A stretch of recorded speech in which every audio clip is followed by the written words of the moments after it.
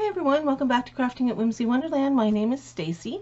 I am going to attempt something very different for me. I've never tried this before, so this might be a $5 craft that goes in the garbage. We will see. So what I'm starting with is 4 of these canvases from the Dollar Tree. They're the stretched canvases on the wooden frame, and they are in 8x10 size. And what I'm going to do is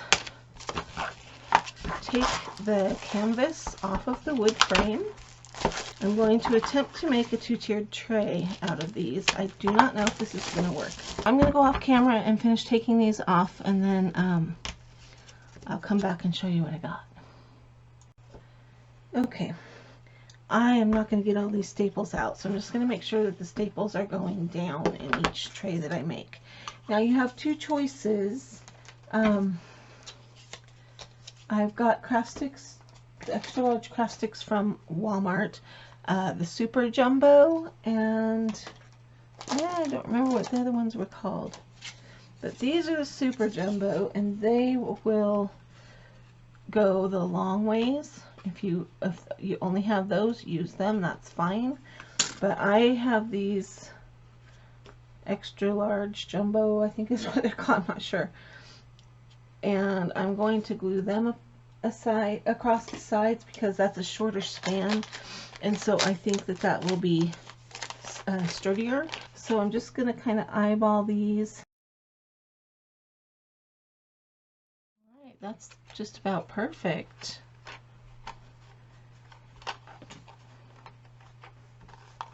And then I'll probably put a couple this way just for support. Okay, so first thing I'm going to do is get that bottom glued on there, and I'm going to just use hot glue, but I'm going to use hot glue Gorilla Glue sticks. These are the glue sticks I'm using. I got them at Walmart. There's 45 in a package. I think they were about $6. These used to be nicer frames than they are now. They used to be mitered corners, so if you have any of these little, what is it, 1/2 inch by 1/2 inch little dowels like from Hobby Lobby, you can totally use those. So I'm going to put glue everywhere where this craft stick is going to lay.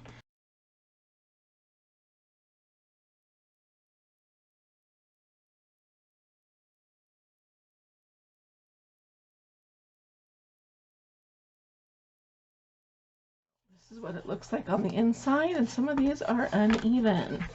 So now I'm going to do a little experiment here with the extra long ones that are giant craft sticks. I'm actually going to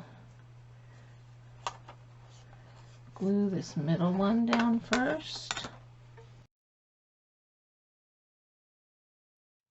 I'm going to flip it over and press these sticks down into it. Put some weight on there.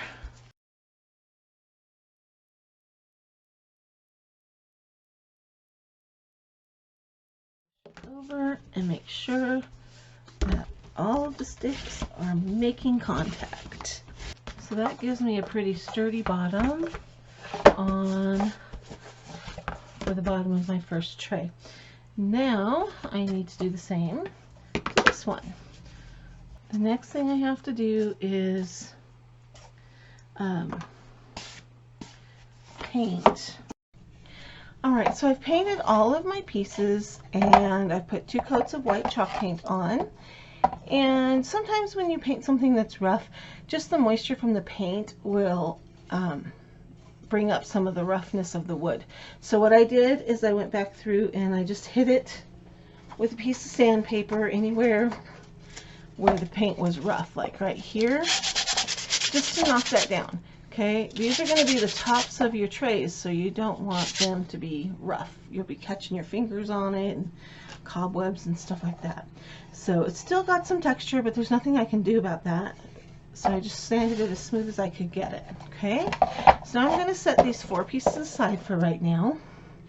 And I need to have something to be the pole up the middle of the tray. And I have this little, I think it's like a foot massager. You roll your foot back and forth. Got it at the thrift store for 59 cents. So this I think is going to look nice and kind of be a farmhouse style, and I think it'll be tall enough. So I need to give this a couple of coats of paint. Now if you wanted to glam this up a little bit, you could do a different color, you could spray paint it, you know, whatever you like. Whatever your colors are, you could paint it black. I like that it kind of looks like a honeycomb. In fact, you know what? I'm going to get a baby wipe.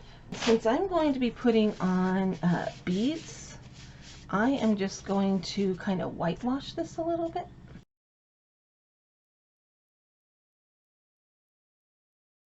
Put this aside to dry. Alright, so I have one frame that is painted and one part that I've put the bottom on. I'm going to set the frame aside for a few minutes, and I've got a bunch of beads, and I want these beads to all be the same size. So I'm just going to kind of lay them out and see what size bead fits the best.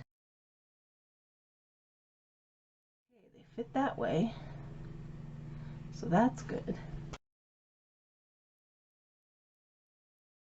Come in a variety pack from Michaels, and they don't have a measurement on them, so I will be guessing. Oh, these don't quite fit this direction.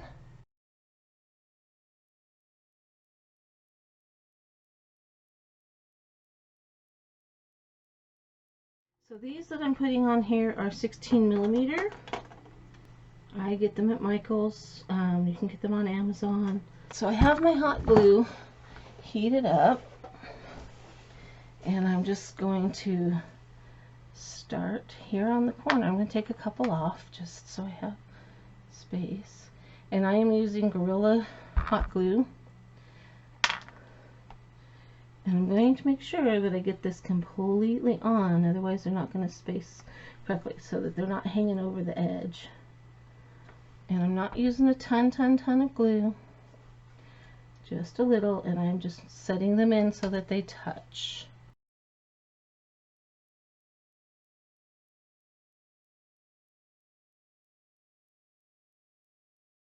Then, to make the top of the tray, making sure that the stapley side is down, unless you took the time to take out all of your staples, we're going to sandwich this on here like this, so we have a beautiful looking tray. So the fun part of this is going to be working fast enough that the hot glue doesn't dry. So I'm going to get another glue stick ready to go, and I'm just going to run a bead over the top and hope that it doesn't get all messy looking. But I don't know what else to do. I guess I could have put the glue on the other frame. Alright, so that's there. Sandwich this down. Take a look, make sure that all of the holes on the beads are covered. The glue's a little messy if you're looking in between. So I'm going to grab my little wire thing, just a piece of wire, and I'm going to punch out the glue that's in a bad way. So there's my first tray. I think that's really pretty, and I like the combo of the natural wood and the paint. And then with this middle piece as my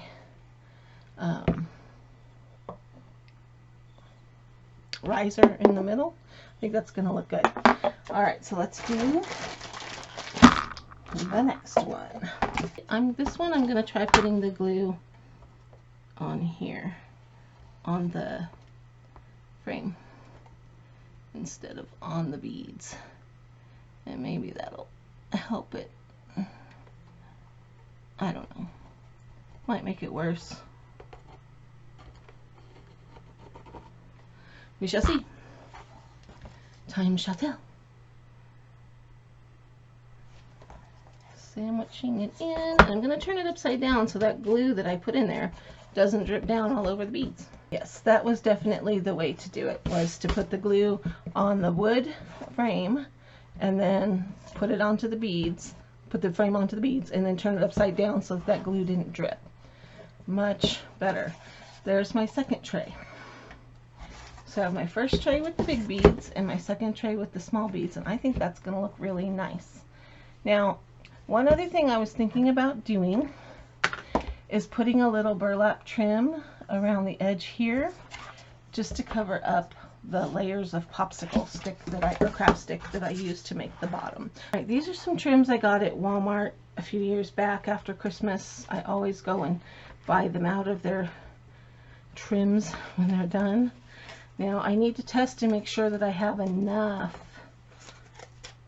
The top and the bottom don't have to match, but they need to be similar. And again, my goal is just to cover up this little bit of ugliness down here. What do we think? Just that little braid down there might just cover that up just enough. And not be too... Yep, that's what I'm going to do. Make sure you stretch it tight so that it doesn't fall and slip.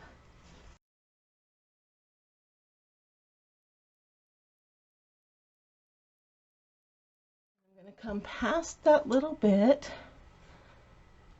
and cut, and then I'm going to glue the raw ends together, making sure that all the raw ends are situated in glue.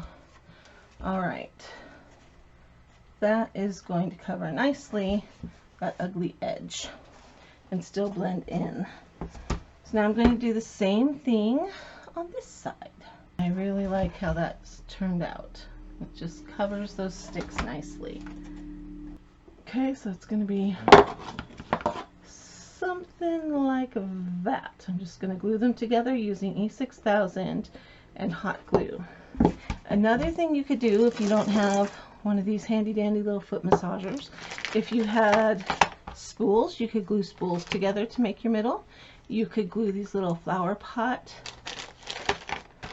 pieces together. I would do opening to opening and then bottom to bottom. That would give you an interesting shape for a support in the middle. Okay, just some different ideas. You could also use a glass candlestick from the Dollar Tree. Nope, you'd have to have a taller one. You could use 2 glass candlesticks from the Dollar Tree, glue them together, 2 tops together, and then put it on. I think that's too tall. I don't like that. So you decide how you want to do it. Here's a candlestick I got at the Goodwill for $2.99, but it was $1.50 because it was half off blue tags that day. You could use something like that. Anyway, those are all options for you. You could use tumbling tower blocks and glue them together if you didn't have what I have. So there's lots of different ways that it can be done. I like to glue onto the bottom of the top shelf first. So I'm putting a good amount of E6000 on my piece, and then I'm going to put a big glob of hot glue right smack in the middle, and then I'm going to aim that hole that's in the middle right for my middle line. And then I can measure, but I need to do it quickly. And then I will put E6000 on here.